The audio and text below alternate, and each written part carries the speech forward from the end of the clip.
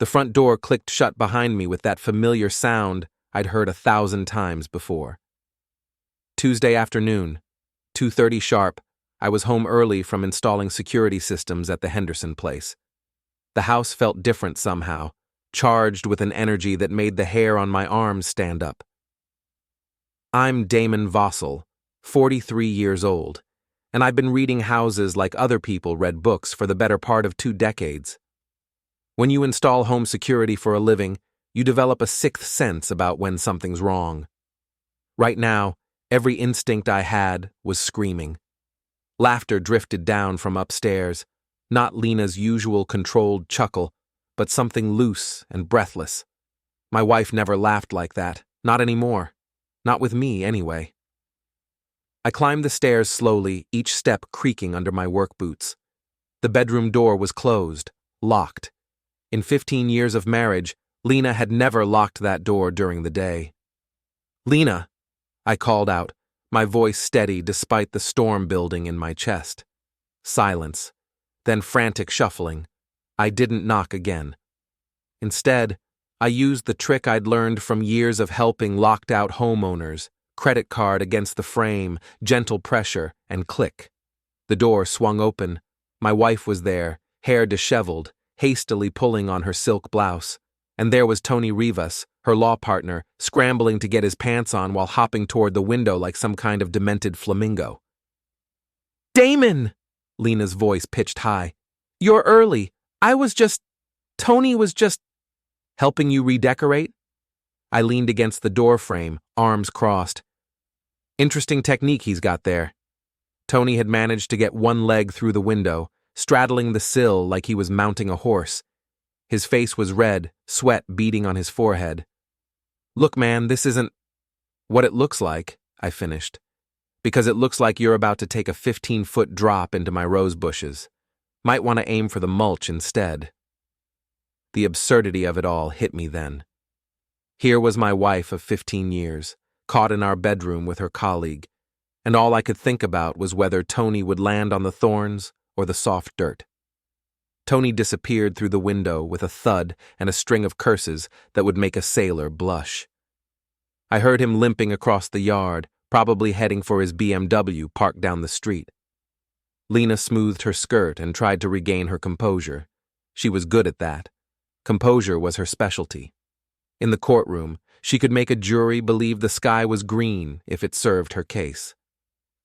"We need to talk," she said, her voice shifting into that lawyer tone I'd grown to hate. "Oh, we're way past talking, sweetheart."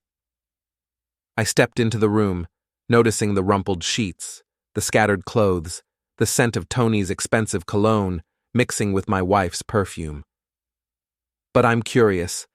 How long has this been going on?" She lifted her chin, defiant. "It's not what you think." "Really?" "Because I think you've been lying to me for months. I think those late nights at the office weren't about case preparation. I think those weekend conferences weren't about continuing education." I walked to the window and looked down at Tony, who was still picking thorns out of his shirt. "And I think Tony there just got a real education in gravity." The front door slammed downstairs, and I heard familiar footsteps. Cole, my 18-year-old son, home from his first semester at college. "Dad? Mom? Whose car is that in the ditch?" Lena's eyes widened. She hadn't expected Cole home today either. "That would be Tony's," I called down. "He left in a hurry." Cole appeared in the doorway, his backpack slung over one shoulder. He was tall like me, but he had Lena's sharp features and quick mind. He looked between us, taking in the scene with the analytical skills his mother had taught him. "What's going on?" he asked, though his expression suggested he was already putting the pieces together. "Your stepmother was having a business meeting," I said. "Very hands-on type of consultation." "Damon, stop!" Lena's voice cracked slightly. "Cole, honey, your father is what, observant?" I turned to my son. "Cole, did you know Tony was coming by today?" Cole's face flushed. He shifted his weight, avoiding my eyes. Mom said she had a meeting." That's when I noticed it.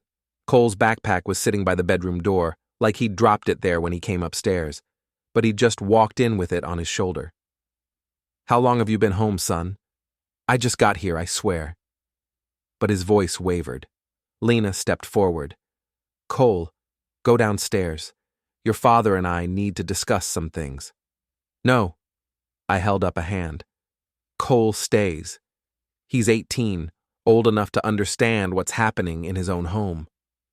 The room fell silent, except for the ticking of the antique clock on Lena's nightstand, a wedding gift from her mother that I'd always hated. It sounded like a countdown now. Cole cleared his throat. "Dad, maybe I should just—" "Did you know?" I asked him directly. "About your stepmother and Tony?" He looked at Lena, then back at me. I suspected something was different. Different. That was one way to put it. "Damon, please," Lena said. "Can we handle this like adults?" I almost laughed.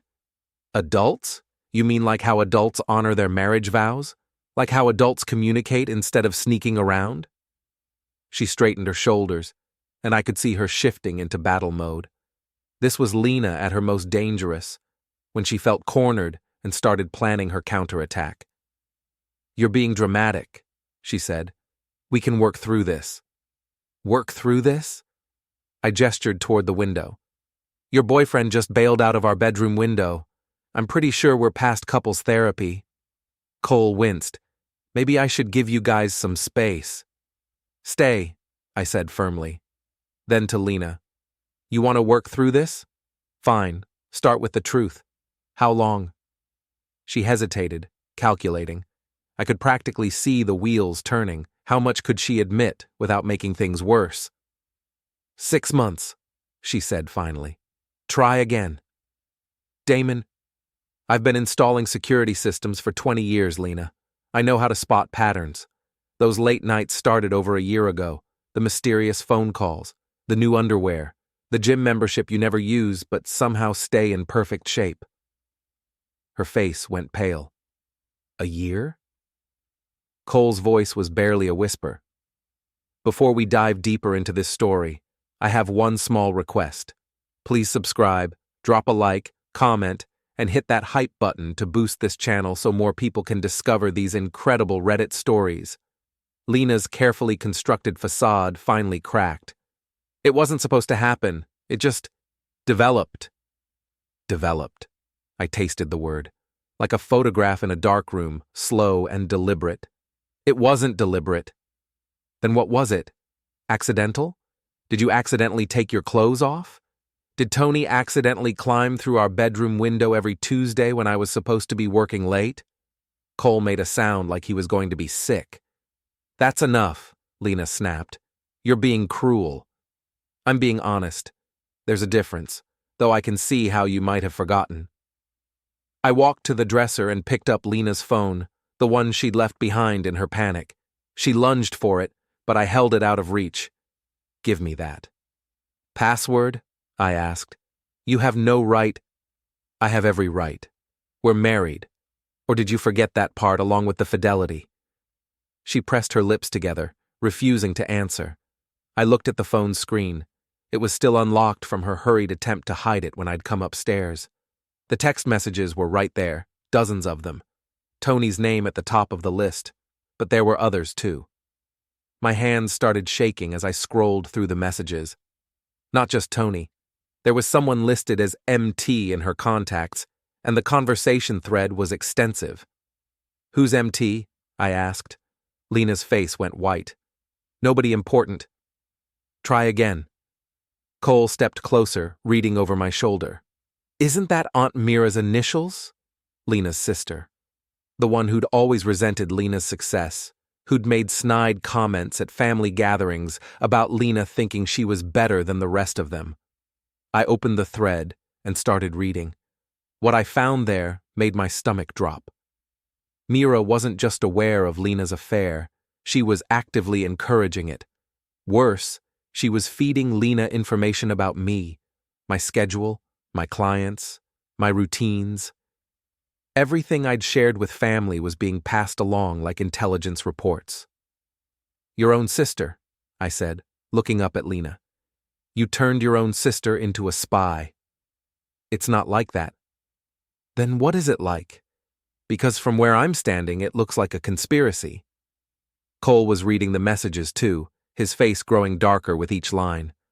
Mom, some of these texts, they're about me too, about my college schedule when I'd be home. Lena reached for the phone again. Cole, you don't understand the context. The context? I pulled the phone away. The context is that you've been planning this whole thing, coordinating your affair around our lives, using family members as accomplices. I kept scrolling, and the messages got worse. Plans for weekends away, discussions about my work schedule, even conversations about our finances, specifically how to protect Lena's assets if things went badly. You've been preparing for this to end, I realized. This whole time, you've been setting up your exit strategy. Lena's silence was answer enough.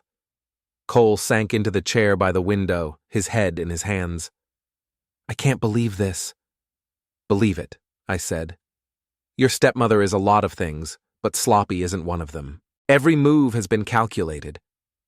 I found something else in the messages, references to documents, to meetings with someone called RK, who appeared to be giving Lena advice about protecting her interests. Who's RK? I asked. Lena's jaw tightened. My attorney. Your attorney? You mean our attorney. Richardson and Klein have handled our family legal matters for years. My personal attorney. The implications hit me like a truck. She hadn't just been having an affair, she'd been preparing for war. While I was working late to pay for Cole's college, while I was building our life together, she'd been systematically planning its destruction. How long have you been meeting with this attorney? She didn't answer. I scrolled further back in the messages with Mayra, looking for clues. What I found was worse than I'd imagined. The planning went back over a year, not just for the affair, but for the aftermath. Discussions about asset protection, about custody arrangements, about how to manage Damon's reaction. You never intended to work through anything, I said. This whole marriage has been a lie. That's not true. Then explain this. I read from one of the messages. Once the gala is over, I'll make the move. Everything will be in place by then. Cole looked up. What gala? Lena's charity gala. The annual fundraiser for the children's hospital that she'd been planning for months. It was scheduled for next month, the biggest social event of her year, where all the important people in town would be gathered. She's planning to leave me at the gala, I realized. In front of everyone. Maximum humiliation. Damon, you're misinterpreting. Am I? Because it sounds like you've been planning this whole thing like a military campaign. The affair, the attorney, the timing, everything designed for maximum damage to me and maximum protection for you. I looked at my son, who was staring at Lena like he'd never seen her before. Cole, she said, her voice softer now. You have to understand. I don't understand anything, he said. I thought you loved Dad. I thought we were a family. We are a family. This doesn't change that. This changes everything, I said. And you know it. I pocketed the phone. Lena started to protest, but I cut her off. Here's what's going to happen. I'm going to take some time to process this information. You're going to stay somewhere else tonight. Maybe with Tony, maybe with Mira, maybe with your attorney. I don't care where. You can't kick me out of my own house. Our house. And yes, I can. You want to play legal games? Fine. But you're not sleeping under this roof tonight. Cole stood up. Dad, maybe... No maybes, son. Your stepmother made her choice. Now she gets to live with the consequences. Lena's composure finally shattered completely. You're being unreasonable. People make mistakes. Mistakes? I laughed, but there was no humor in it. A mistake is forgetting to pick up milk at the store. A mistake is missing an anniversary dinner. This is betrayal. This is calculated, premeditated betrayal. I walked to the door, then turned back. Oh, and Lena? You might want to call Tony. I think he left his watch on the nightstand. Rolex, right? Expensive. Wouldn't want him to lose it. She glanced at the nightstand, where Tony's watch was indeed sitting, and her face crumpled. I left her there and walked downstairs with Cole following behind me. "Dad," he said as we reached the living room, "I'm sorry. I should have told you what I suspected. You're not responsible for her choices, son, but I need to know. How much did you know?" He sat down heavily on the couch. "I saw them together a few times, at her office, at that restaurant downtown. They were close. Closer than they should have been." "Why didn't you say anything?" "Because I hoped I was wrong. Because I didn't want to believe it." He looked up at me. "Because I was scared of what would happen if it was true." I sat down next to him. What's happening now is what happens when people choose lies over truth. When they choose selfishness over family. "What are you going to do?" That was the question, wasn't it? What was I going to do? I thought about Lena upstairs, probably calling Tony or Mara or her attorney. I thought about the messages on her phone, the careful planning, the calculated betrayal. I thought about the gala, where she'd planned to humiliate me in front of the entire town. "I'm going to give her exactly what she's planned for," I said finally. "What do you mean?" "She wants a war? She's going to get one, but it's going to be fought on my terms, not hers." Cole looked worried. "Dad, don't do anything crazy." Crazy? I smiled, and for the first time since I'd walked into that bedroom, it felt genuine. "Son, I install security systems for a living. I know every dirty secret in this town, every weakness, every vulnerability. Your stepmother thinks she's been playing chess while I was playing checkers." I stood up and walked to the window, looking out at the yard where Tony had made his graceless exit. She's about to learn that I've been playing chess all along. I just never had a reason to show her my moves. Upstairs, I could hear Lena on the phone, her voice rising and falling in animated conversation. Probably with Tony, or maybe with her sister, or perhaps with that attorney she'd hired to protect her interests. It didn't matter. Let her make her calls. Let her plan her next move, because I was about to show her what a real strategy looked like. Chapter 2. The Awakening. 3 days had passed since I'd found Lena with Tony, and the house felt different without her constant presence. She'd taken me at my word and hadn't come home, though she'd sent Cole several texts asking about me, trying to gauge my mood and intentions. I was sitting in my home office, surrounded by monitors and security equipment, when Cole knocked on the door. "Come in." He peeked his head around the corner. "Dad, there's someone here to see you." "Who?" "Finn Harlow." I smiled for the first time in 3 days. Finn had been my best friend since high school, back when we were both young and stupid and thought we could take on the world with nothing but determination and bad attitudes. He'd become a cop, served 15 years, then retired early to buy the Rusty Bell, a dive bar on the wrong side of town that served the best burgers and coldest drinks in the city. Send him up. Finn appeared in the doorway a moment later, carrying 2 cups of coffee and wearing his usual uniform of jeans, flannel shirt, and work boots. He was shorter than me, but built like a tank, with graying hair and eyes that missed nothing. "Heard you had some excitement," he said, handing me one of the coffees. "News travels fast." "Tony Rivas came into my bar yesterday, had scratches all over his arms and a story about how he'd been attacked by a jealous husband." Finn settled into the chair across from my desk.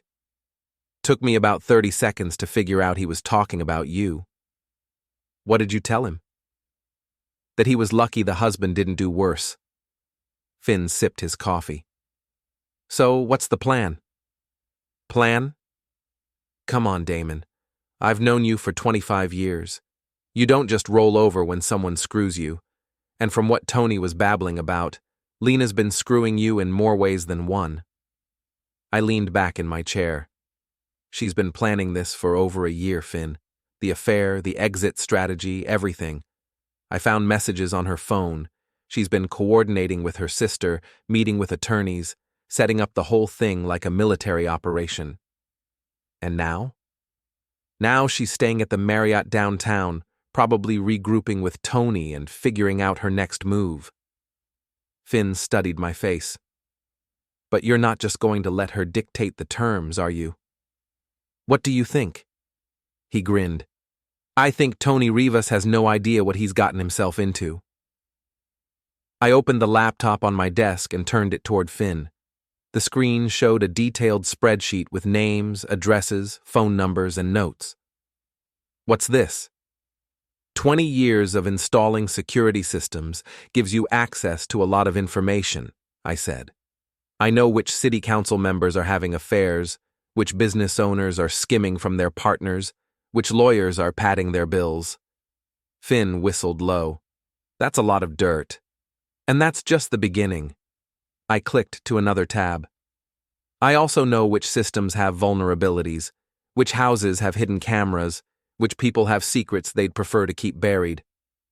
Please tell me you're not planning to blackmail half the town. Blackmail? No. But information is power, and right now, I need all the power I can get. I showed him another screen, a detailed timeline of Lena's activities over the past year, cross-referenced with her credit card statements, phone records, and calendar entries. How did you get all this? Joint accounts, shared phone plan, and a very trusting wife who never thought to check what level of access I had to our digital life. I clicked through several more screens. Did you know she's been using our joint credit card to pay for hotel rooms? Always the same hotel? Always the same time of day? Always when I was supposed to be working late? The Marriott? Room 1247. Tony's been renting it by the month for the past 8 months.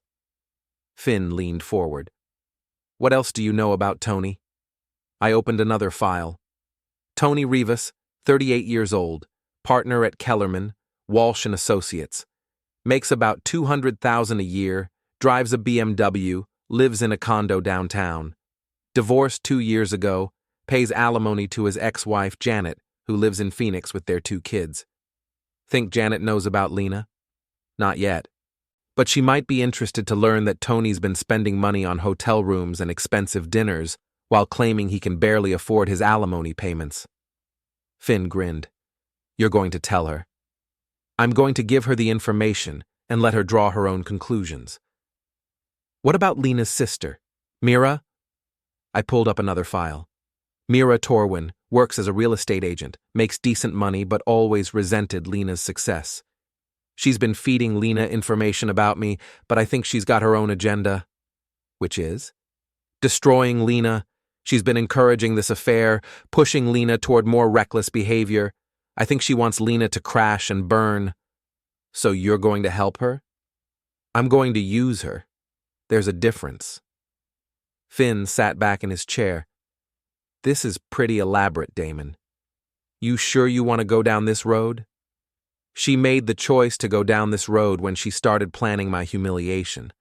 I'm just making sure I'm the one who reaches the destination first. My phone buzzed with a text message. It was from Lena. We need to talk. Meet me at Starbucks on 5th Street at 3 p.m. I showed the message to Finn. You going? Absolutely. But first I'm going to make a few phone calls. To who? Janet Rivas, for starters. Then maybe a few other people who might be interested in what Tony and Lena have been up to. I picked up my phone and dialed the number I'd found for Tony's ex-wife. Janet Rivas? Yes? Mrs. Rivas, my name is Damon Vossel. I think we have something to discuss about your ex-husband. There was a pause. What kind of something? The kind that might affect your alimony payments. Are you free to talk? I'm listening. I spent the next 10 minutes explaining what I'd discovered, sending her copies of Tony's credit card statements showing the hotel payments, the expensive dinners, the jewelry purchases that certainly hadn't been for me or Lena. That lying piece of garbage, Janet said when I finished. He's been telling me he can barely afford the payments, that his practice is struggling. From what I can see, his practice is doing just fine. He's just been spending the money on my wife instead of supporting his children. What do you want from me? Nothing. I just thought you deserved to know. And what are you getting out of this? The satisfaction of knowing that Tony's about to have some very expensive problems. After I hung up, Finn shook his head. You're enjoying this. Shouldn't I be? For 15 years I've been the good guy, the reliable husband, the steady provider, the one who always did the right thing.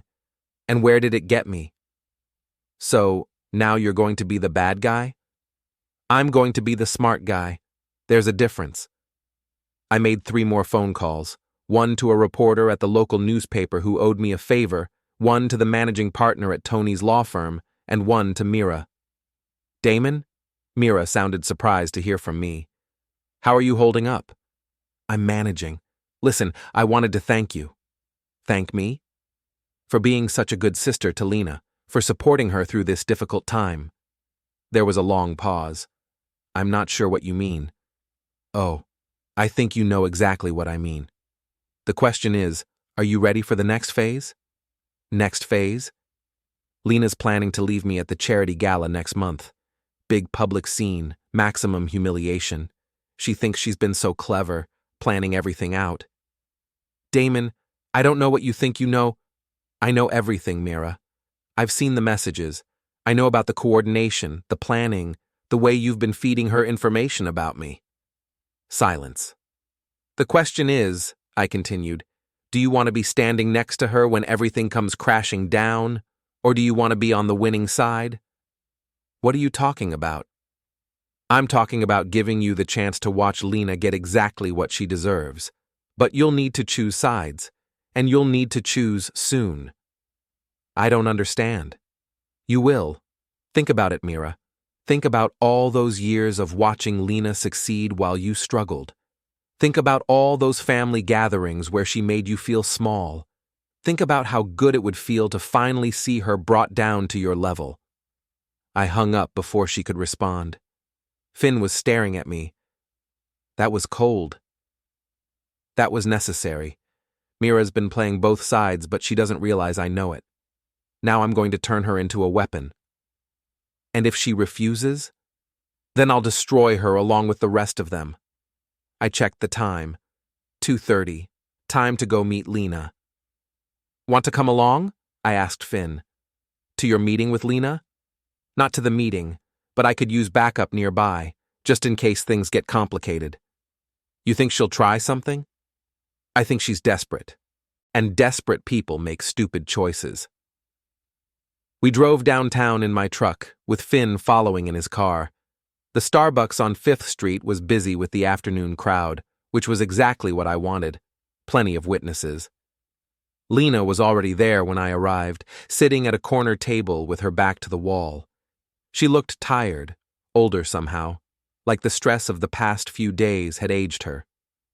Thank you for coming, she said as I sat down. Did I have a choice? There's always a choice, Damon. That's what I wanted to talk to you about. I waited.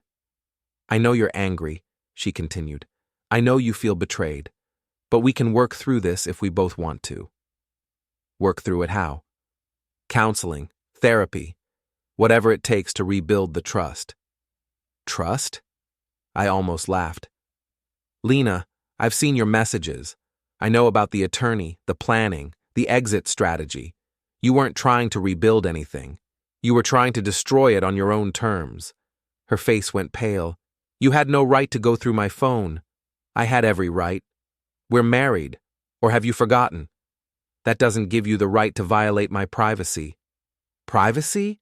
You gave up privacy when you brought Tony into our bedroom. She looked around nervously, aware that other people were starting to notice our conversation. Keep your voice down. Why? Embarrassed? Worried about what people might think? This is exactly what I'm talking about, she said. This vindictive attitude. It's not like you.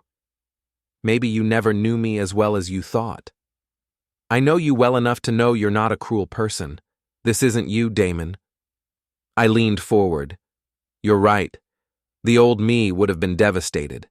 The old me would have begged you to stay, would have tried to figure out what I did wrong, would have blamed myself for your choices. And now? Now I realize that the old me was a fool. The old me thought that being good and loyal and faithful meant something. The old me believed that marriage was a partnership. It can still be. No, it can't. Because partnerships require trust, and you destroyed that. Partnerships require honesty, and you've been lying to me for over a year. Partnerships require mutual respect, and you've been planning to humiliate me in front of the entire town. She started to speak, but I held up a hand.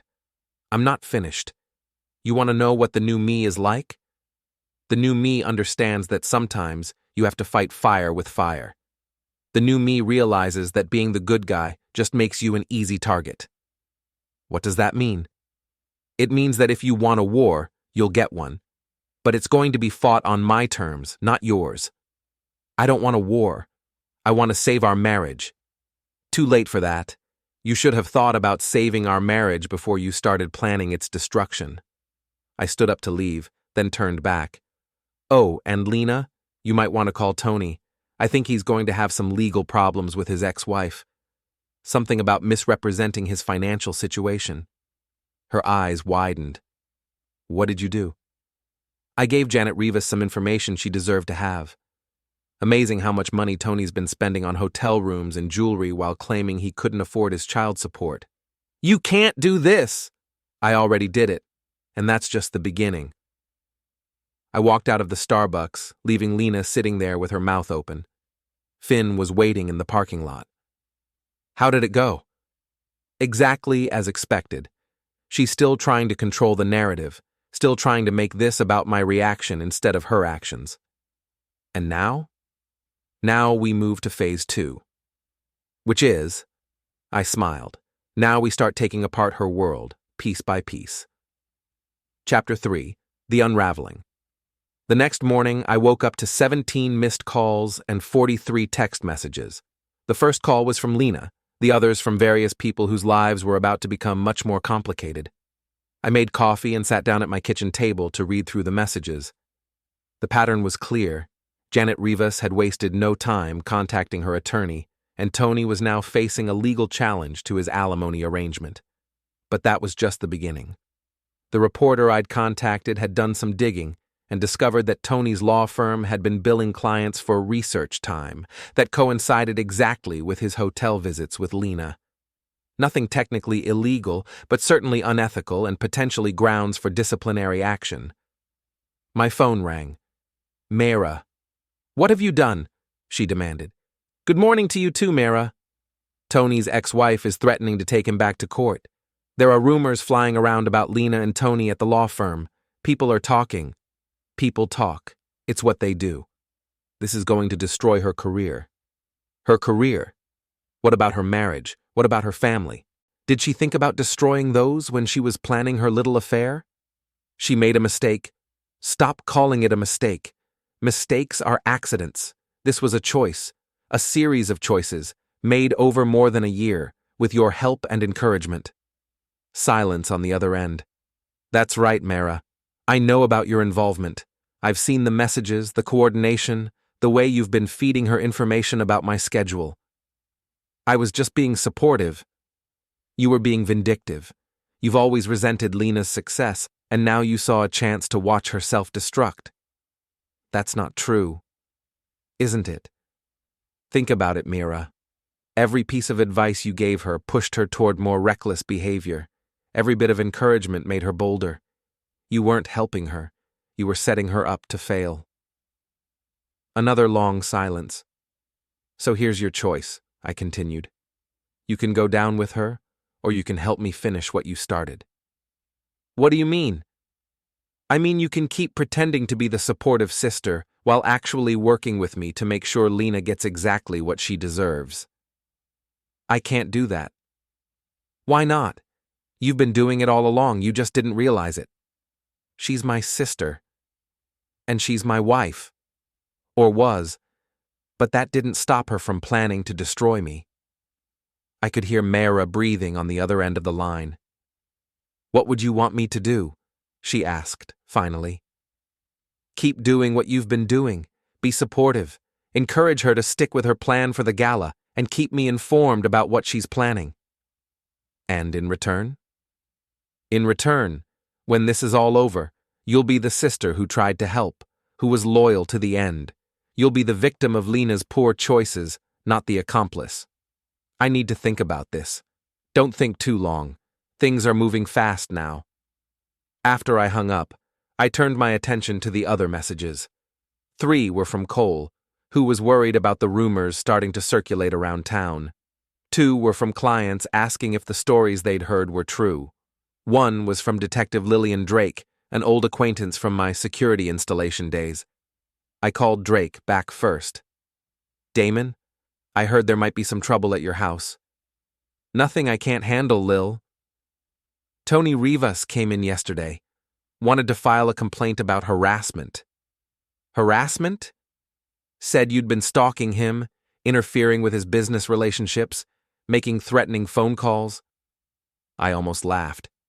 Did he mention why I might be interested in his business relationships? He was vague about that part, but I figured you'd have a different version of the story. I found him in my bedroom with my wife. Everything I've done since then has been perfectly legal. Legal, maybe, but smart? Smarter than letting him and Lena dictate the terms of this situation. Damon, I've known you for 10 years. You're a good guy. Don't let this turn you into something you're not. Maybe what I am isn't working out so well for me. Just be careful. Tony's got connections, and if he can make a case for harassment, it could get complicated for you. Thanks for the warning. After I hung up, I sat back and considered Drake's advice. She was right that I needed to be careful, but she was wrong about one thing. I wasn't turning into something I wasn't. I was finally becoming what I should have been all along. My phone rang again. This time it was Cole. Dad, people are talking about you and Mom all over campus. What are they saying? That you're having some kind of breakdown. That you're stalking Mom and Tony, trying to ruin their lives. And what do you think? I think Mom made her choice, and now she's dealing with the consequences. But Dad, some of the things people are saying, they make you sound crazy. Do I sound crazy to you? No. You sound angry, and I don't blame you. Good, because things are going to get worse before they get better. What do you mean? I mean your stepmother has been playing a long game, and now I'm going to show her what a real long game looks like. Dad, just don't do anything that you can't take back. Son, the moment I found Tony in our bedroom, there was no taking anything back. The question now is whether I'm going to be the victim of their choices or the architect of their consequences. I just don't want you to get hurt. I'm already hurt. Now I'm going to make sure I'm not the only one. After I hung up with Cole, I spent the next hour researching Tony's law firm and their client base. What I found was interesting. Several of their biggest clients were people whose homes I'd installed security systems in over the years, people who trusted me, who considered me a friend. I made a few phone calls. Mrs. Henderson, this is Damon Vossel. I installed your security system last year. Of course, Damon. How are you? I'm well, thank you. I wanted to ask you about your attorney, Tony Rivas. What about him? Are you satisfied with his work? Well, to be honest, his bills have been quite high lately. Lots of research time and consultation fees. Research time? Interesting. What kind of research? I'm not really sure. He's been billing for several hours a week, but I haven't seen much progress on my case. Mrs. Henderson, would you be interested to know that Tony's been billing you for research time while he was actually in a hotel room with another man's wife? There was a sharp intake of breath. Are you certain? I have documentation, credit card receipts, hotel records, everything. That's fraud. That's what I thought too. By the end of the day, I'd spoken with 6 of Tony's clients. All of them had been billed for excessive research time over the past 8 months. All of them were now very interested in auditing their legal bills. My phone rang as I was making dinner. Lena. What have you done? Her voice was shaking. I've had some conversations with people who deserve to know the truth. Tony's been suspended pending an investigation by the state bar. His clients are demanding refunds. His ex-wife is taking him back to court. Sounds like Tony's having a bad week. You're destroying innocent people. Innocent? Tony's been committing billing fraud while having an affair with a married woman. Which part of that sounds innocent to you? This has to stop. You're right. It does. You can stop it anytime you want. How? Public confession, full disclosure. Admit what you've done, apologize for the damage you've caused, and accept the consequences. I can't do that. Then it doesn't stop. What do you want from me? I want you to understand what it feels like to have your life destroyed by someone you trusted. I want you to experience the helplessness of watching everything you've built crumble because of choices you made. This isn't you, Damon. You keep saying that, but maybe this is exactly who I am. Maybe the person you married was just the version of me that never had a reason to fight back. Please, I'm begging you. Did you think about begging when you were planning to humiliate me at the gala? Did you consider mercy when you were coordinating with Mara to spy on me? Did you show compassion when you were meeting with attorneys to figure out how to take everything I've worked for? She was crying now, but I felt nothing. You made your choice, Lena. You chose Tony over me. You chose deception over honesty. You chose destruction over preservation. Now you get to live with those choices. I'll do anything. Anything? Yes. Then withdraw from the gala. Cancel your plans. Admit publicly that you've been having an affair and that you've damaged our marriage beyond repair. I can't do that. Your career is already over. Tony's suspension is just the beginning.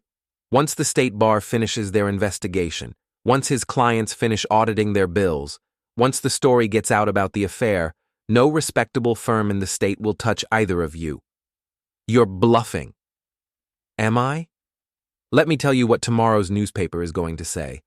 Local attorney suspended amid fraud investigation. The story will mention that the investigation began after irregularities were discovered in billing practices, specifically time billed for research that was actually spent on personal activities. They can't print that without proof.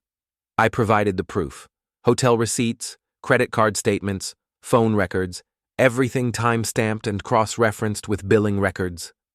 The line went quiet, except for the sound of Lena crying. You want to know the really beautiful part? I continued. I didn't have to lie about anything. I didn't have to exaggerate or manipulate. I just had to tell the truth. Your truth. Please stop. I'll stop when you stop. But as long as you keep trying to control this situation, as long as you keep trying to minimize what you've done, I'll keep showing people who you really are. What about Cole? What about our family? You should have thought about Cole when you were planning your exit strategy. You should have thought about our family when you were meeting with attorneys to figure out how to take everything I've worked for. I never wanted to hurt Cole. But you were willing to hurt me. And you were willing to let Cole watch it happen. I hung up and sat back in my chair. The house was quiet, except for the sound of the refrigerator humming and the clock ticking on the wall. Tomorrow would bring new challenges. Tony would probably try to strike back somehow. Maybe through legal channels or maybe through more direct means. Lena would regroup and try a different approach. Mara would have to choose sides definitively. But tonight, for the first time in weeks, I felt like I was in control of my own life. My phone buzzed with a text from Finn. Saw the news about Tony. Nice work. Want to grab a drink and plan phase 3? I smiled and texted back. Absolutely. But let's make it dinner. I have a feeling we're going to need our strength for what comes next. Because this was far from over. If anything, it was just getting started. Chapter 4. The Counterattack. I should have known Lena wouldn't go down without a fight. I should have anticipated that cornering a lawyer would make her more dangerous, not less.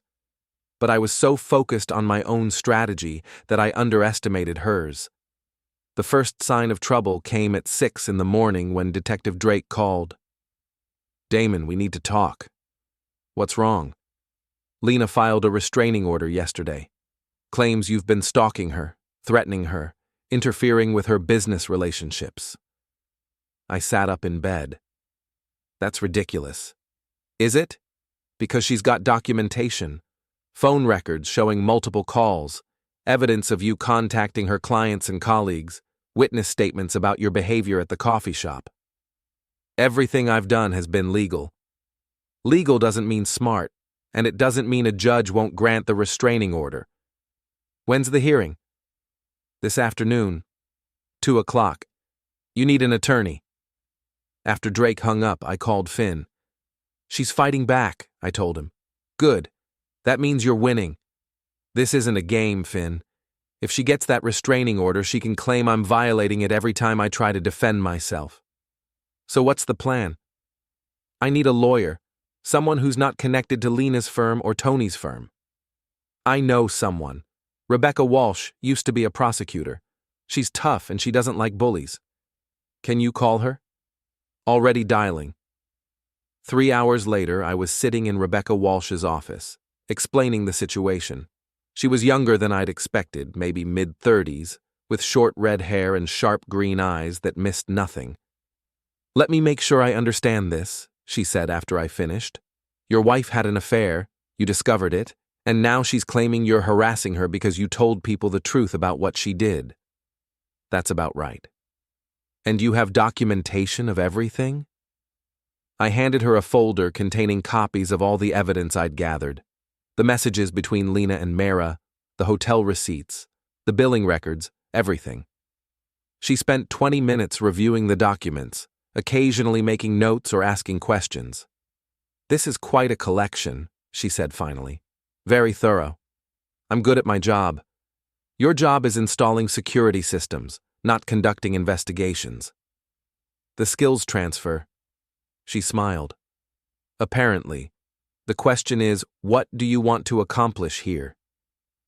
I want to stop Lena from controlling the narrative. I want people to know the truth about what she did. And after that?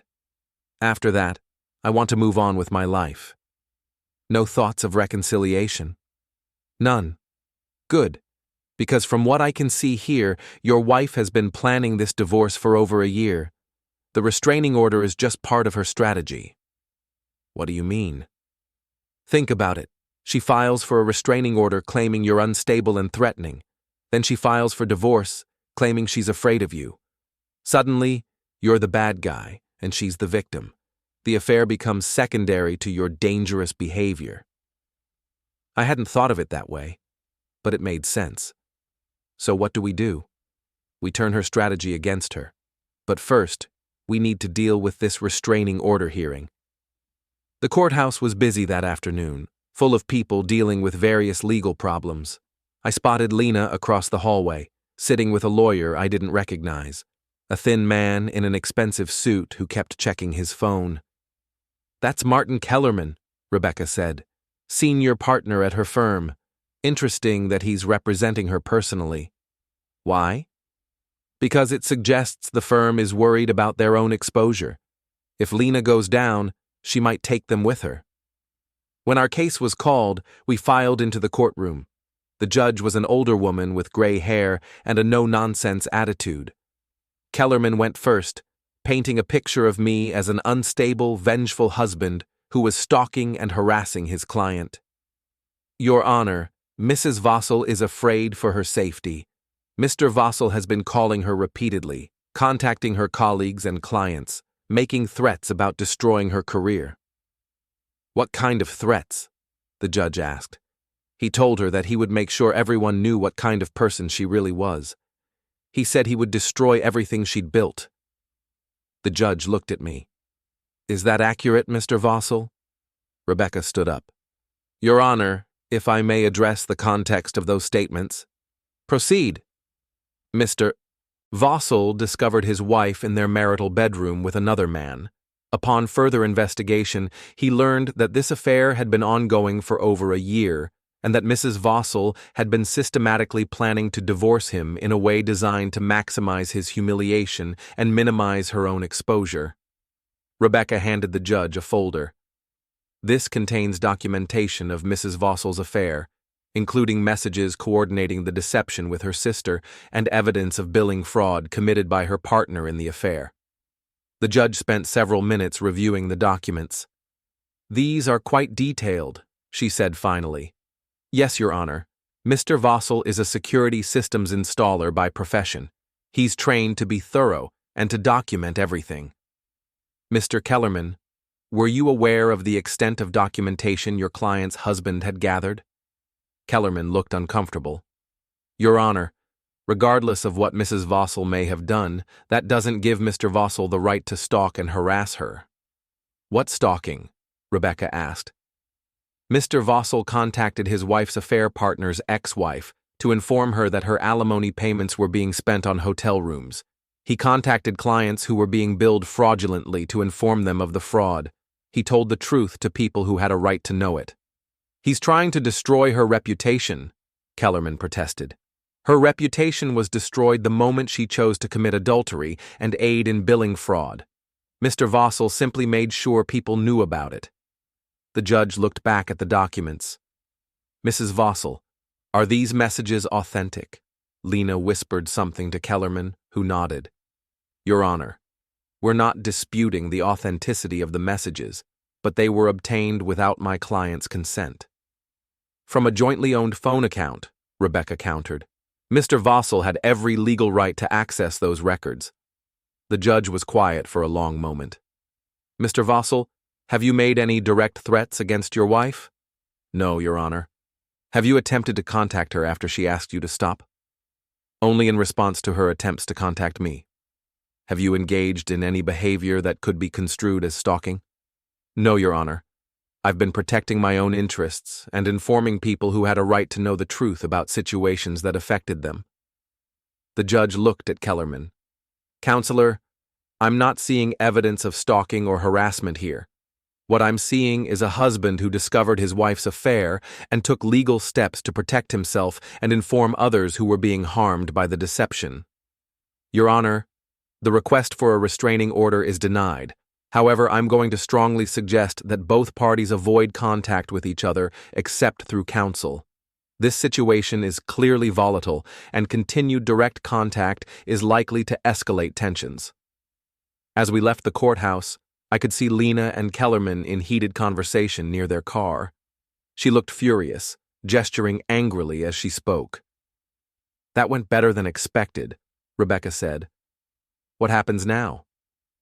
"Now, she'll probably file for divorce, and she'll try to paint you as the aggressor to improve her negotiating position." "Can she do that?" "She can try. But with the evidence you've gathered, it's going to be difficult for her to claim she's the injured party." My phone buzzed with a text from Mara. "We need to talk. Tonight. It's important." I showed the message to Rebecca. "The sister? The one who's been helping coordinate the affair? Be careful. This could be an attempt to gather evidence against you. Or it could be her finally choosing sides. Either way, don't go alone, and record the conversation if you can." That evening, I met Mara at a small restaurant on the outskirts of town. She looked nervous, constantly checking her phone and glancing around the room. "Thank you for coming," she said as I sat down. "What did you want to talk about?" "Lena's planning something. Something big." "What kind of something?" "She's not going to give up. The restraining order was just the first move. I figured that out." "No, you don't understand. She's talking about going nuclear, claiming you've been abusive, that she's been afraid of you for years. That's ridiculous. There's no evidence. She's going to manufacture evidence, photos of bruises, witness statements from people who will say they saw signs of abuse." I stared at her. "She's going to fake domestic violence? She's desperate. Her career is ruined. Tony's facing disbarment, and everyone in town knows about the affair. She thinks if she can make you the villain, she can salvage something." "Why are you telling me this?" Mira looked down at her hands. "Because I'm tired of being her accomplice. Because I never wanted it to go this far. You encouraged her affair. I encouraged her to be happy. I didn't encourage her to destroy innocent people. Tony's not innocent. I'm not talking about Tony. I'm talking about you and Cole and all the people who are getting caught in the crossfire. So what do you propose? Help me stop her. How? She trusts me. She tells me things. If I know what she's planning, I can warn you. I studied her face, looking for signs of deception. What's in it for you? A clear conscience, and maybe the chance to finally see Lena face the consequences of her choices without dragging everyone else down with her. And if I say no, then you'll be fighting blind while she manufactures evidence and builds a case against you. I thought about it for a moment. Working with Mara was risky, but the alternative was worse. What do you need from me? Nothing. Just be ready. When she makes her move, it's going to be fast, and it's going to be vicious. When? Soon. She's planning to file the divorce papers next week, along with a detailed affidavit about your abusive behavior. Do you know what she's going to claim? Emotional abuse, intimidation, controlling behavior. She's going to say you've been monitoring her communications, tracking her movements, isolating her from friends and family. All of which I only started doing after I discovered the affair. Try proving that to a judge who doesn't have all the context. She was right. Without the full picture, my behavior over the past week could easily be interpreted as controlling and abusive. There's something else, Mira said. She's been meeting with a private investigator, someone who specializes in domestic violence cases. What kind of investigator? The kind who helps build cases against abusive husbands, the kind who knows how to document evidence and coach witnesses. This was worse than I'd thought. Lena wasn't just planning to accuse me of abuse, she was building a professional-grade case against me. How long do I have? A few days, maybe a week. She wants to move fast, before you can do any more damage to her reputation. Then I guess I better move faster. After Mara left, I sat in my truck for a long time, thinking about what she'd told me. Lena was escalating the conflict, taking it to a level I hadn't anticipated. If she succeeded in making domestic violence charges stick, I could lose everything. My business, my relationship with Cole, maybe even my freedom. But she'd made one crucial mistake. She'd trusted Mira to keep her plans secret. And now I knew exactly what was coming. I started the truck and drove home, already planning my next move. If Lena wanted to play dirty, I was about to show her just how dirty the game could get. Chapter 5. The Final Gambit. The charity gala was 3 days away, and Lena still thought she was going to use it as the stage for my public humiliation. What she didn't know was that I'd spent the past week turning her own plan against her. I was in my office, surrounded by documents and equipment, when Cole knocked on the door. "Dad? There's something I need to tell you." He looked nervous, shifting his weight from foot to foot like he used to do as a kid when he'd broken something. "What's wrong?" "Mom called me yesterday. She wants me to testify in the divorce proceedings." I set down the papers I'd been reading. "Testify about what?" "About your behavior, about how you've been acting since you found out about the affair." "And what did you tell her?" "I told her I wouldn't lie for her." He sat down across from my desk. "But Dad, some of the things she's claiming, they're not completely wrong." "What do you mean?" "You have been different, harder, more calculating. The way you've gone after Tony, the way you've been manipulating people. That's not the father I grew up with." I leaned back in my chair. "Are you saying you think I'm abusive?" "No, but I think you're becoming someone you might not recognize when this is all over." "And what's the alternative? Let her destroy me? Let her rewrite history so that I'm the villain and she's the victim?" "I don't know, but I'm worried about what this is doing to you." Before I could respond, my phone rang. Rebecca Walsh. "We have a problem," she said without preamble. "Lena filed the divorce papers this morning, along with a request for an emergency protective order." "Based on what?" "A 40-page affidavit detailing a pattern of emotional abuse, intimidation, and controlling behavior. She's claiming you've been monitoring her communications, tracking her movements, and threatening her career. All of which I only started doing after I discovered her affair. Try explaining that to a judge who's reading about a terrified wife fleeing an abusive husband. What's our timeline? Emergency hearing is tomorrow morning. If the judge grants the protective order, you'll be barred from your own home and prohibited from any contact with Lena. Can we fight it? We can try, but she's got a compelling narrative, and she's backed it up with carefully selected evidence. After I hung up, Cole was staring at me. 40 pages? He asked. Your stepmother has been busy. Dad, what if she's right? What if you have become abusive? Do you think I'm abusive? He was quiet for a long moment. I think you're angry. I think you're hurt. And I think you're so focused on making her pay that you've stopped caring about anything else. Including you? I don't know. Are you? The question hit me harder than I'd expected. In my focus on destroying Lena's carefully laid plans, had I lost sight of what really mattered? Cole, everything I've done has been to protect our family, to make sure she doesn't get away with what she's done. But what kind of family are we going to have left when this is over? Before I could answer, my phone buzzed with a text from Mira. Emergency. She's moved up the timeline. Gala is tomorrow night, not this weekend. She's planning something big. I called Mira immediately. What do you mean she moved up the timeline? The gala. It was supposed to be this weekend, but she convinced the committee to move it to tomorrow night. She's planning to use it as the venue for some kind of public statement. What kind of statement? I don't know exactly, but she's been working with that private investigator. They've been preparing something. Preparing what? Photos, witness statements, documentation.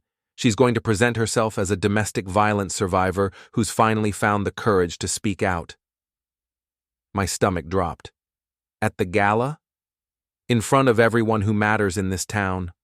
All the lawyers, all the judges, all the business leaders. She's going to destroy your reputation in one night. Unless I stop her. How?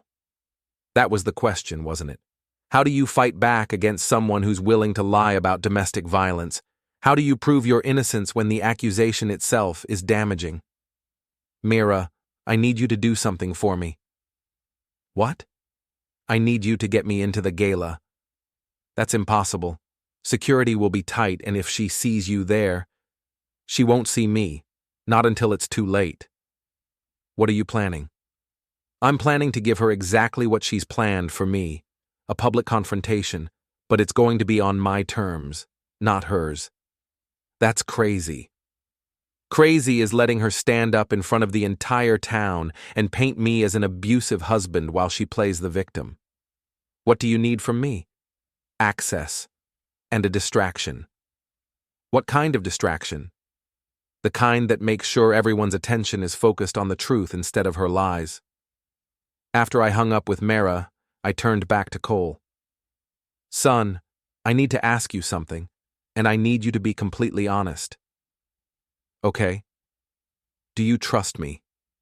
He thought about it for a long moment. I trust that you love me, and I trust that you think you're doing the right thing. But I'm scared that you're so focused on winning that you've forgotten what you're fighting for. I'm fighting for our family. Are you? Or are you fighting to prove that you're smarter than she is? The question hung in the air between us. Was that what this had become? A contest to see who could destroy the other more completely? I don't know anymore, I admitted. But I know that if I don't fight back, she wins. And if she wins, everything we've built together disappears. Dad, what if winning means becoming someone we don't recognize? Then maybe that's the price of not being a victim. That night, I couldn't sleep. I sat in my office, going over the plan for the gala, checking and rechecking every detail. Finn had agreed to help, along with Rebecca and a few other people who owed me favors. The plan was simple in concept, but complex in execution. While Lena was preparing to present her carefully crafted victim narrative, I would be presenting the truth, all of it, documented and verified, impossible to dismiss or explain away. But Cole's words kept echoing in my mind. What kind of person was I becoming? What kind of father? What kind of man? I thought about the husband I'd been a month ago, trusting, loyal, focused on building a life rather than tearing one down. That man seemed like a stranger now. But that man had also been a fool. That man had been blind to what was happening in his own home, naive about the people he trusted most. Maybe Cole was right. Maybe I was becoming someone I didn't recognize. But maybe that was necessary. Maybe the man I'd been wasn't strong enough to survive what Lena had planned for him. My phone rang at 2 a.m. Unknown number. Hello? Is this Damon Vossel? Who's asking? This is Janet Rivas, Tony's ex-wife. Mrs. Rivas, it's late. I know, I'm sorry, but I thought you should know. Tony called me tonight. He's planning something for tomorrow. What kind of something? He's going to be at the gala. He's going to support Lena's story about you being abusive. He's going to lie? He's going to say that he witnessed you threatening Lena, that he was afraid for her safety. That's perjury. Only if someone can prove he's lying, and who's going to believe you over 2 lawyers? She was right. Tony's testimony would add credibility to Lena's claims, making it much harder for me to defend myself. Why are you telling me this? Because you did right by me. You told me the truth when no one else would. And because Tony's been lying to everyone for so long, he probably thinks it's normal. Thank you. Don't thank me yet. Just be careful tomorrow. They're not just trying to win a divorce, they're trying to destroy you. After she hung up, I sat back and considered this new information. Tony's involvement changed everything. It meant that Lena and Tony were coordinating their stories, presenting a united front against me. But it also meant they were both vulnerable to the same evidence. I picked up my phone and called Rebecca. Do you know what time it is? She answered groggily. I need to change our strategy for tomorrow. What happened? I told her about Janet's call and Tony's planned testimony. That's actually good news, she said after I finished. How is that good news? Because now we can prove conspiracy. If Tony's going to lie under oath to support Lena's false claims, we can demonstrate that they're working together to commit perjury. How? The same way you've been documenting everything else. We record them coordinating their stories. How do we do that? Leave that to me. Just stick to the plan for tomorrow night. The next evening, I stood outside the hotel where the gala was being held, watching the guests arrive. All the important people in town were there. Lawyers, judges, business leaders, politicians, everyone who would matter in the court of public opinion. Lena arrived in a black dress that made her look elegant and vulnerable at the same time. She'd chosen her costume carefully. Tony was with her, playing the role of the protective friend supporting a domestic violence survivor. They had no idea what was waiting for them inside. Finn appeared at my elbow. You ready for this? As ready as I'll ever be. You sure about this plan? Once we start, there's no going back. There was no going back the moment I found them in my bedroom. All right then, let's go show them what a real strategy looks like. We walked into the hotel, and I felt the weight of everything that had led to this moment. In a few hours, one way or another, it would all be over. The question was whether I'd recognize the man who walked out when it was finished. Chapter 6. The Reckoning. The ballroom was elegant, decorated with white linens and crystal chandeliers, filled with the most influential people in our city. I watched from the service corridor as Lena worked the room, playing her part perfectly. The brave survivor, finally ready to speak her truth. She had no idea I was there. No idea that Mara had gotten me access through the catering staff. No idea that Finn and Rebecca were positioned strategically around the room. No idea that everything she was about to say was being recorded. The program began at 8 o'clock. The usual speeches about charity and community, the silent auction, the networking. Lena was scheduled to speak at 9:30 during the main presentation. At 9:15, I received a text from Rebecca. Tony just admitted to 3 people that he's going to set the record straight about your behavior. We got it all on audio. At 9:20, Mara texted, "She's nervous, keeps checking her notes. Something's wrong." At 9:25, the event coordinator introduced Lena as a brave member of our community who has an important message to share. Lena walked to the podium, composed and elegant, every inch the successful attorney and devoted community member. The room fell silent. "Thank you all for being here tonight," she began. "I want to talk to you about something very personal, something I've kept hidden for too long." She paused, letting the tension build. "For the past several years, I've been living with domestic abuse, emotional abuse, psychological manipulation, and the constant fear that comes from living with someone who seeks to control every aspect of your life." A murmur went through the crowd. Several people glanced around, wondering who she was talking about. The abuse was subtle at first, monitoring my communications, questioning my whereabouts, isolating me from friends and family. But it escalated over time, becoming more controlling, more threatening. She was good, I had to admit. Her voice trembled at just the right moments. Her eyes glistened with unshed tears. If I didn't know better, I might have believed her myself. I stayed silent because I was ashamed, because I thought I could handle it, because I didn't want to admit that someone I trusted had become someone I feared. More murmurs from the crowd. Some people were starting to look sympathetic, others uncomfortable. But recently the situation became dangerous. When I tried to seek help, to protect myself, the abuse escalated. I was stalked, harassed, threatened. My career was attacked, my relationships destroyed. Now she was getting to the meat of her story, the part where my response to discovering her affair became evidence of my abusive nature. "I'm speaking out tonight because I can't stay silent anymore, because other women need to know they're not alone, because abuse thrives in silence, and I refuse to be silent any longer." The applause started slowly, then built as more people joined in. Lena stood at the podium, accepting their support, playing the role of the brave survivor. That's when I stepped out of the service corridor and into the ballroom.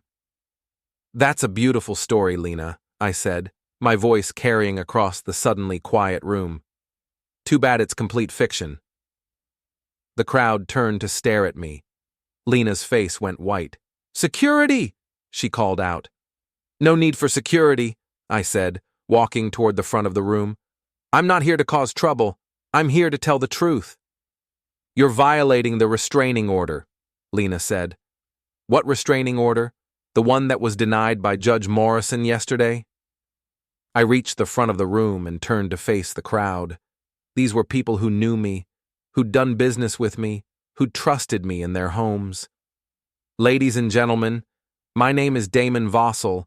I'm Lena's husband, and I'm here to tell you what really happened." "Don't listen to him," Lena said. "He's unstable. He's dangerous." "Am I?" I pulled out my phone and connected it to the room's audio system. "Let's find out." The first recording began to play, Lena's voice, clear and unmistakable, talking to Tony about their affair. "We need to be more careful. If Damon finds out before we're ready, it could ruin everything." The room was silent now, everyone straining to hear. "What about Cole?" Tony's voice asked. "Cole won't be a problem. I've been preparing him, making sure he understands that his father has been difficult lately." I let the recording play for another 30 seconds, then stopped it. "That was recorded 8 months ago," I said. 8 months before I supposedly became abusive. Interesting timing, don't you think? Lena was backing away from the podium, looking for an escape route. "Ladies and gentlemen," I continued, "my wife has been having an affair for over a year. Not only that, she's been systematically planning to destroy my reputation and take everything I've worked for. I played another recording, Lena talking to her sister about coordinating their stories, about timing the revelation for maximum impact. "The gala will be perfect," Lena's voice said. "Everyone who matters will be there. Once I tell my story, he'll be finished in this town."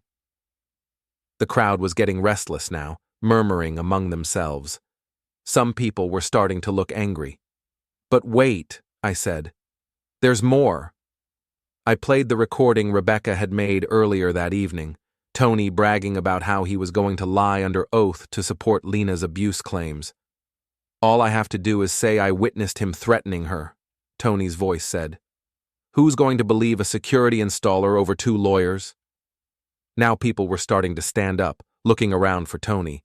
He was nowhere to be seen, probably fled when he realized what was happening. "So let me get this straight," I said to the crowd. "I'm supposedly this dangerous, abusive husband, but somehow my wife felt safe enough to plan my destruction for over a year, coordinate with multiple accomplices, and stand up in front of all of you to lie about domestic violence." I walked closer to Lena, who was now trapped between the podium and the wall. "Tell me, Lena, if I'm so dangerous, why aren't you afraid of me now?" She opened her mouth, but no words came out. "The truth is," I continued, turning back to the crowd, "I only started monitoring her communications after I found her in our bedroom with Tony Rivas. I only started controlling her behavior after I discovered she'd been lying to me for over a year. Everything she's described as abuse was actually me trying to protect myself from her deception." I played one more recording, the conversation where Lena admitted to Mara that she was planning to fake evidence of abuse. "If he keeps fighting back, I'll have to get creative," her voice said. "A few photos, some witness statements. It's not that hard to build a domestic violence case." The crowd erupted. People were shouting, some at Lena, some at me, some just expressing their shock and outrage. "That's enough!" Judge Morrison's voice cut through the chaos. I hadn't seen her come in, but she was standing near the back of the room, looking furious. "Mrs. Vossel," she said, her voice carrying the authority of the bench even in this informal setting. "Did you just admit to planning to fabricate evidence in a domestic violence case?" Lena looked around desperately, but there was nowhere to run. "Your Honor, because if you did, you're looking at charges of perjury, filing a false police report, and contempt of court." "She did more than that," I said. "She's been coordinating with Tony Rivas, who's been billing his clients for time he spent in hotel rooms with her. That's fraud. And she's been planning this whole thing with her sister," Finn added, stepping forward from the crowd. "Conspiracy to commit perjury." Judge Morrison looked at Lena with disgust. "Mrs. Vossel, you're an officer of the court. You took an oath to uphold the law, not manipulate it for your personal gain. Your Honor, please, save it for your disciplinary hearing, because I guarantee you'll be having one." The judge turned to me. "Mr. Vossel, while I understand your anger, this was not the appropriate venue for this revelation." "With respect, Your Honor, this was exactly the appropriate venue. This is where she planned to destroy my reputation with lies. This is where the truth needed to be told." The judge considered this for a moment, then nodded. "Fair enough." She turned back to Lena. "Mrs. Vossel, I'm advising you to retain criminal counsel. Based on what I've heard tonight, you're going to need it." As the judge walked away, the crowd began to disperse, but not before making their feelings known. Several people approached me to express their support, while others simply stared at Lena with disgust. Mira appeared at my side. "Is it over?" "For her, yes. The state bar will investigate. She'll probably be disbarred, and her reputation in this town is finished." "And for you?" I looked around the ballroom at the people who were still talking in small groups, processing what they'd just witnessed. "For me, it's just beginning."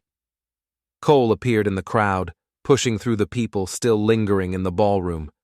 When he reached me, he was crying. "Dad, I'm sorry. I'm so sorry I doubted you." I put my arm around him. "You had every right to doubt me, son. I wasn't exactly acting like myself. But you were right. About everything. Being right doesn't always feel as good as you think it will. I looked back at Lena, who was still standing by the podium, now completely alone. She looked smaller somehow, diminished by the exposure of her lies. What happens to her now? Cole asked. That's up to the courts, and the state bar, and the people of this town. Do you feel sorry for her? I thought about it for a moment. I feel sorry for the woman I thought I married, but that woman never really existed. As we walked out of the hotel, Finn caught up with us. So what now? He asked. Now I go home. I rebuild my life. I try to be a better father. And Lena? Lena gets to live with the consequences of her choices, just like the rest of us.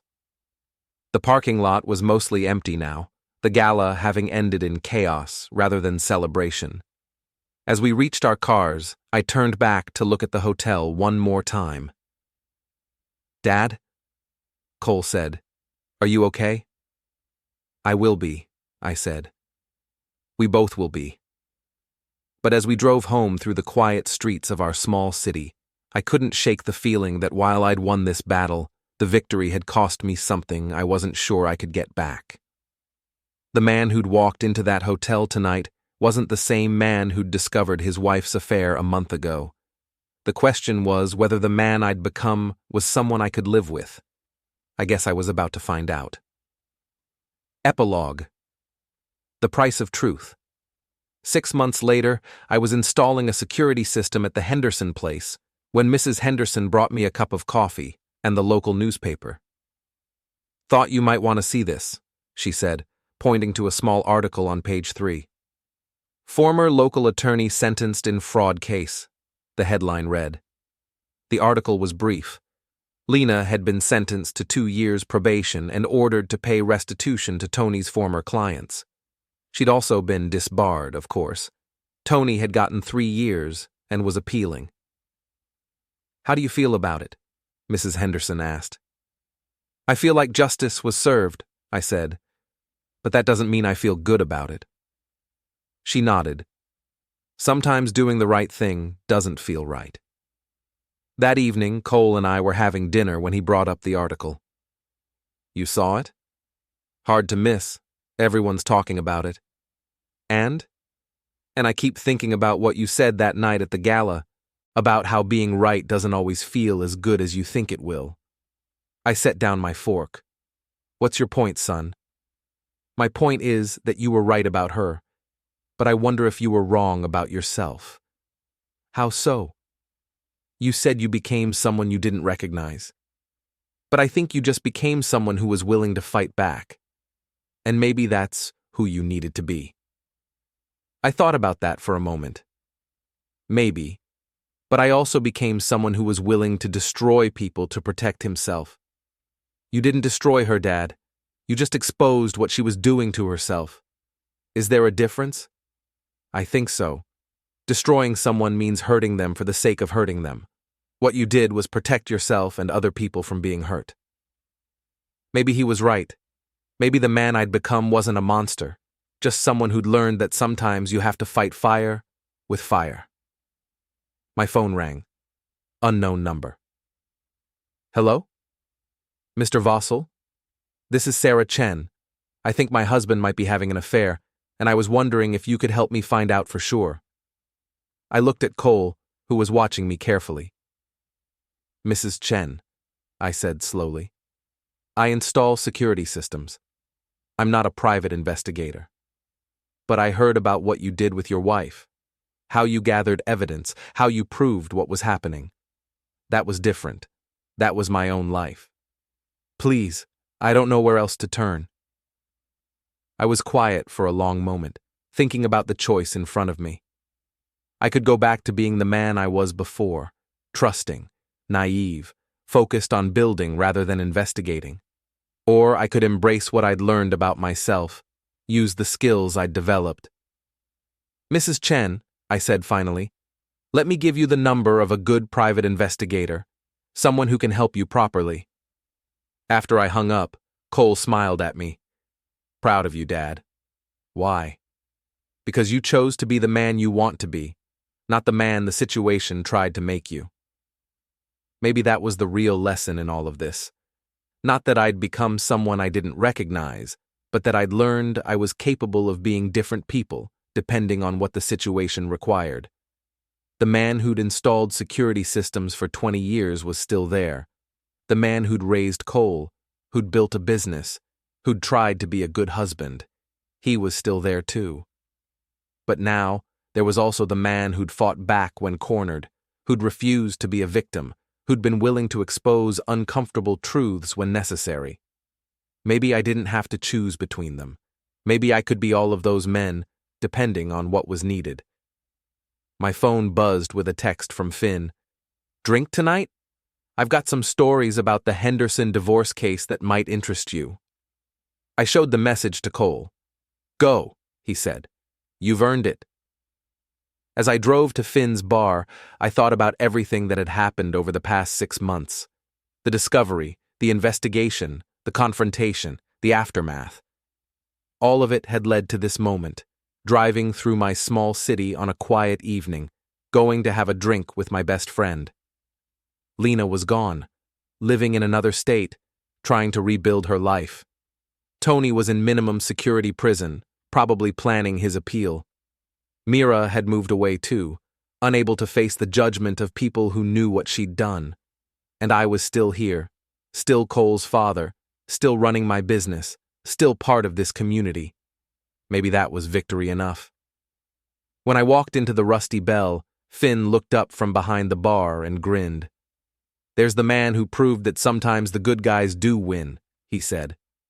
Did we win? I asked, settling onto a bar stool. Look around, Finn said, gesturing to the other patrons. You're still here, you're still respected, you're still Cole's dad. She tried to take all of that away from you, and she failed. But at what cost? The cost of learning who you really are when everything's on the line. And from where I sit, that looks like a pretty good man. He poured me a drink and raised his own glass. To the collapse of everything, he said. And to what gets built from the ruins.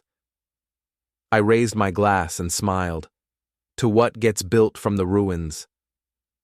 Outside, the sun was setting over our small city, painting the sky in shades of orange and red.